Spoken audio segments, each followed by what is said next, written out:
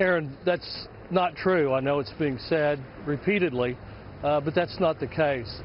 Deputy Bates had all the requisite training and experience. I think I had mentioned last night that he'd been involved in over 100 of these types of operations. And if you look at the layout of where they were, when this gun buy goes down, he's over 1/3 of a mile away from that location.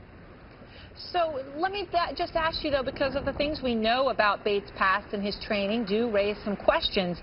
As you point out, he had training. However, he had only briefly worked for the Tulsa Police Department as an officer. That was back in 1964, so 1 year back in the mid-1960s. And really, his expertise, obviously, his success was as an insurance company executive. But then, again, in 2012, he was the man who chaired the re-election campaign for the Tulsa sheriff. So he was the chair of that campaign.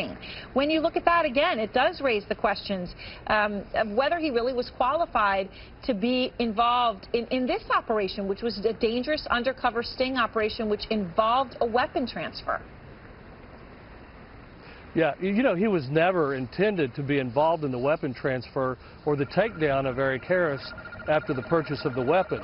His job was to leave that gas station where he was, 1/3 of the mile to the north, and proceed over to the apartment complex where a search warrant was going to be served.